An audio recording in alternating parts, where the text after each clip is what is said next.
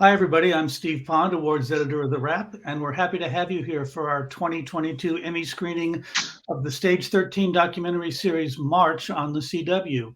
We're here with the creative team behind the series. We're going to start by showing you a trailer, and then we'll go right into a conversation with our guests. TT on the mic makes some noise for the baddest band, Prairie View A&M University, better known as the Marching Storm. Being a marching storm is a very prestigious and coveted position. Our performance level is just far above any other band. Of course, Prairie View's the best, the Black Foxes, we can't go wrong with them. We are going to get in here and grind every day to be the very best that we can be. Now that everybody is able to hear us, it's pretty important to be able to make your mark.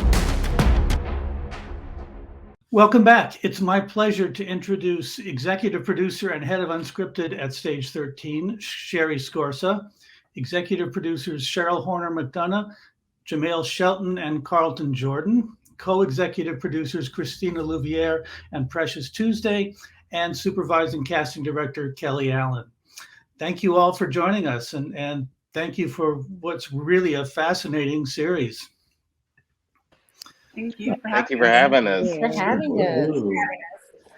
I mean, obviously, as people can tell from the trailer, if they haven't seen the series, this is a series about the Marching Storm, which is the marching band at Prairie View A&M University in Texas, which is a historically Black college or university. And I'm just wondering, how did this begin? What led you to Prairie View and to the idea of covering a band at an HBCU? Sherry, did this start with Stage 13? Was it brought to you? What's the genesis here? So it started, I would say, in 2015, 2016, when Cheryl came to Stage 13 with an idea for a series at an HBCU about an amazing marching band at Bethune-Cookman University in Central Florida. And we actually shot that series with Cheryl, and it was a series called Marching Orders. It was a short form series that we that was on Netflix in, I believe, 2017, 2018. And we just became, I would say, obsessed with this world. And I'll let Cheryl jump in on that part. But how we ended up at Prairie View is, we never wanted to stop. Like we love this world so much. We've been following all these bands. You start going down rabbit holes where you watch all the different bands online, go to the Honda Battle of the Bands. And then in 2019, right before everything shut down, we went to the Texas State Fair Classic and saw Grambling versus Prairie View, and absolutely were blown away by the band, and then at Prairie View and at Grambling as well. But Prairie View, there was something special once we started digging into the band itself, and the it's a 300 plus person band that they move to all these different locations. They do these insane formations on the field. And also the university itself is just so fascinating. It was the first HBCU in Texas. It was formed in 1876. It's on this you get chills when you step on the campus because of the history of the land it's on. And it's an amazing university of it graduates the most STEM students, the second in the state, I think, and Texas is a huge state. So we fell in love with this band, and we kept the relationship going through the pandemic. But I'm going to let Cheryl jump in because she, is the first person who brought me, into this HBCU marching band world. Right. Yeah. Cheryl, what led you into this world? Believe it or not, I saw a similar band when I was in high school, which is a very long time ago. And this is something that was so memorable for me. It was just something I never forgot about. So I came to this as a fan. It was something that, I loved. I loved the pageantry. I loved the dance. I loved seeing 300 people work together on the field in the way that they do. And when I feel that way, I want to know how it all works. What goes into this? How do they do it? That looks hard. What does that take? So I come at it as a fan and really with tremendous respect and curiosity. So this is something that I sat with for decades, and having this series happen is just a dream come true. So Cheryl, you were into this way before Beyonce brought it to Coachella, I guess. That is true. That is true. Yep. It's been decades. So it really, that's all I can say. It's a dream come true to see this come to life, all these years later. And the series was exactly what I was hoping for. You see what goes into it. You see the hard work. You see 300 people overcoming challenges personally, overcoming challenges on the field. You see the positivity, the fun. So yeah, it's everything I hoped it would be. Mm-hmm. Right. But I mean, it also feels to me like it's a lot more than fun here. I mean, this is, an avenue of artistic expression from a community that sometimes, its artistic expression is not in the forefront. I mean, and I'll open this to anybody. Does this feel like an important project at this point in time?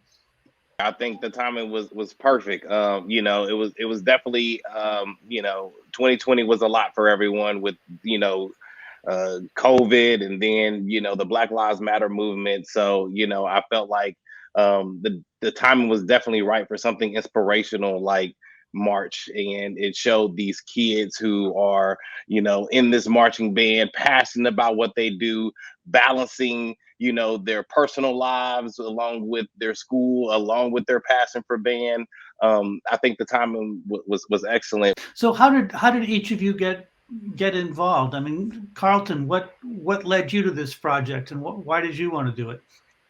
Oh my God. Well, I got a call from a producer I was working on another project with, and she was like, "We have this great show about a marching band." And I was totally in from the beginning because I was in a marching band in high school. And one of the cast members is also from the same high school that I went to. So I was like, I'm totally in. And I went to an HBCU, I went to Howard. So I know like the nuance and the care that a project like this would need for someone in post, because I'm in EP and post. And, I immediately jumped on board. And I really just wanted to make sure that, talking about the times we were in, there was a lot of trauma going on in the world with COVID, and a lot of injustice that was happening in the news and in real life. So I wanted to make sure we had some fun kids that were cool, that you wanted to watch them play instruments and like really love them like on the field and off the field. We do get into some deep subjects in the show, but we also, my sort of headspace going in was we need to balance it with Black joy and excitement and fun. Like who want, these are kids. They should be having fun and doing all the things that we did when we were young. So I was really excited to get on board. Christina, what brought you in, and why did you want to do this? I've actually worked with Jamel on a number of projects, and so he brought the opportunity to me, and I was actually really excited because I have family that went to Prairie View. My brother got his master's, my sister-in-law went to undergrad there. I have a lot of family in Houston. So for one, it brought me back to the place I was born, and to a school that I really wasn't that privy to, but family went there. And when I got there, I was like, oh, wow, like this is phenomenal. I love that this is part of our family legacy in a sense. And I just had such a great appreciation for the school, especially once we got there and learned the history. And really at the end of the day, I think Precious and I had many conversations, and we were like, I think we probably should have gone to Prairie View for undergrad. Like it was just such an exciting, experience, and something to be so appreciative to be a part of, because it was special, the culture, the kids, the history. So, it's kind of a no-brainer, but I ended up experiencing something a lot greater than I thought I would, really. So yeah. Precious, what about you? How did you get into this? Started with the same as Christina. Jamel brought the project to me, and I was immediately interested because I used to be part of drill team in high school in Inglewood, California. So I am very, very, very familiar with band life. I also got accepted to Norfolk University, which is the HBCU, but I didn't go. So I felt like this is going to be my second chance to go to HBCU. And I am an honorary alumni of PV now. Everybody knows that, including all the school faculty.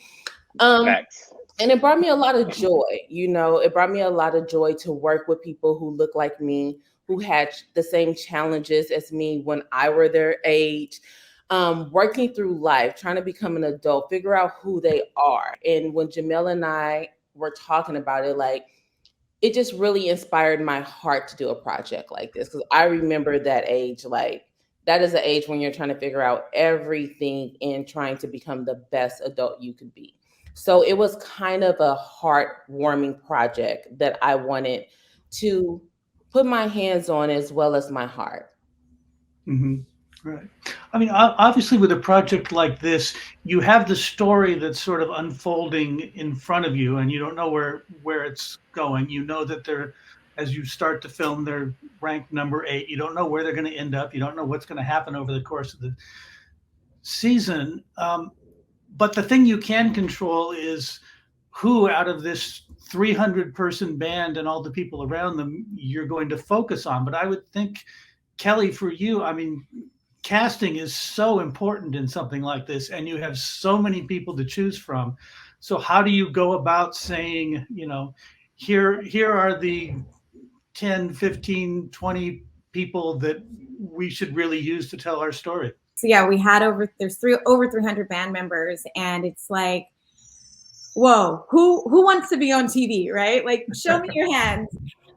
So it definitely was a sorting process. Like, we had to kind of dig in and go through and see first who was even like interested at the opportunity, and then get all those kids interviewed, and then really just start to, figure out who's going through what, what's the story, what instrument does that person play? Because we needed to have a nice variety of things for the viewers to watch. So there was a lot of consideration in the casting process. So even though we had technically, our cast kind of ready to go, we did have over 300 people that we had to, go through to land on the cast that we felt would bring that nice variety, the different storylines, the different adversities and challenges that they were all going through, to really, hit home with our viewers and let them go through these journeys with these kids. One of the other things that I think is pretty remarkable about this show is you were filming in the fall of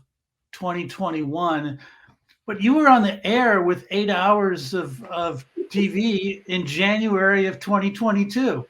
It's impossible. It's never been done. It's impossible. And shouldn't be done again. It was insane. Carlton, if you were the guy for post, what was that like? That was a marathon, which is awesome. I love marathons. And it only worked. I had an amazing post and story team. I pulled, we had the Avengers in production. We had the Avengers in post too. Some amazing editors and story producers that I worked with throughout my time, in unscripted, that I knew could, one, deliver fast turnarounds, and also deliver the heart. That was the main thing going into post and the whole conversation. And as being a part of the family, even though I wasn't, on set having brunch with them like Precious was, I was, we had to make sure that the show looked like that we cared about the cast members, that we understood their heart and their intentions. Like Christina said, they weren't reality stars. They don't have aspirations to be reality stars. They literally gave like a fly on the wall peek into their world, and they go and graduate and join the community. So were you editing as you went along during the shoot before you knew where some of these storylines were going to end up? I think we started post the day after we started. I don't know. Yeah. I think we started post right away because you just started cutting the scenes together and then having to adjust later, right, Carlton?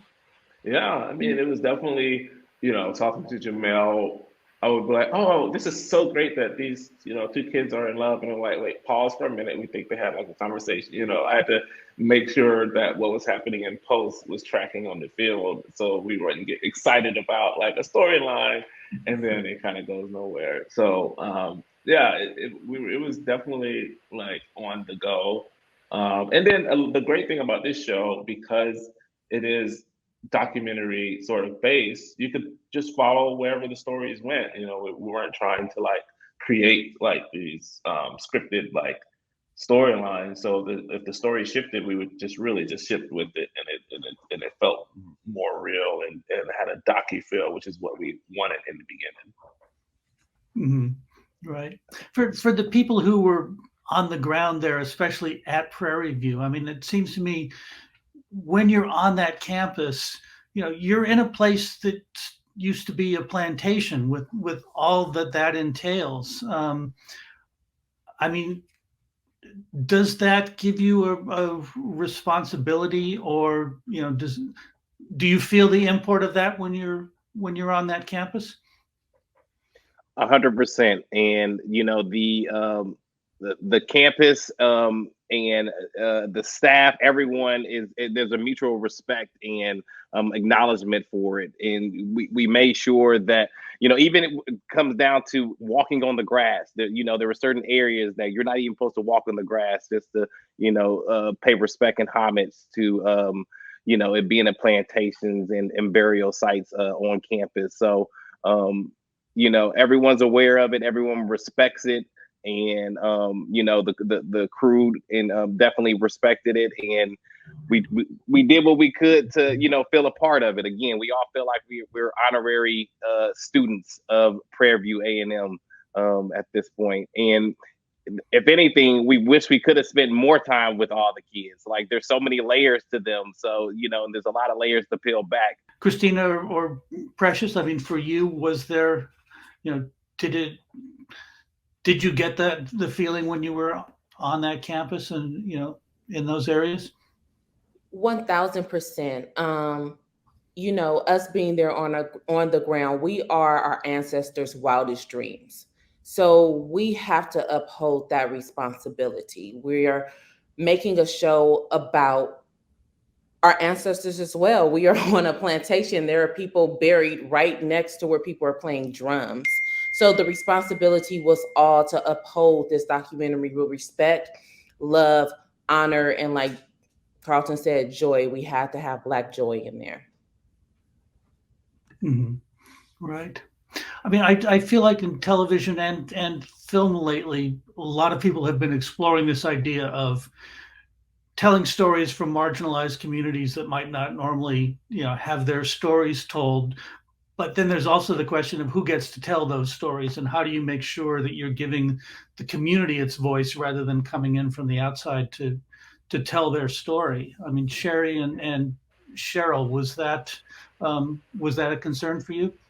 Oh, absolutely. That was something we talked about a lot. You know, I'm well aware of who I am and kind of my lack of knowledge and my and like I said, you know, I'm a fan and I'm curious, but you know, we needed to make sure that we had the right team to really get in and tell these stories. You know, I don't feel like it's necessarily my story to tell. So, you know, it was this was something we talked a lot about, and I feel very good about the way it all worked out.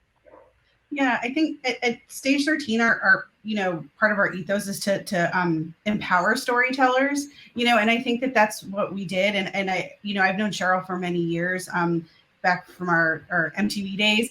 And I think that, you know, telling authentic stories is really important to us. I think we helped shepherd the story, but at some point, like, I can't have every life experience, you know, and I think that having the right people on the ground and leading and post, you know, to really make sure, like, the check on culture, the check on, you know, there's a level of where are we over explaining something, where are we not explaining it enough, and we create checks and balances for each other. And what was important to show, there was, you know, there was some stuff that we tapped into religion a little bit. That was something that Carlton, you know, was like, this is really an important part of Southern Black culture. And then there was other, you know, nuances when we were shooting with the young women that Christina and Precious really advocated for. And I think that we, you know, it's about listening and respecting and understanding that, you know, we want to make sure we tell a cohesive story. And I think that that's what Cheryl, myself, Marcel, Jenny, our whole team did.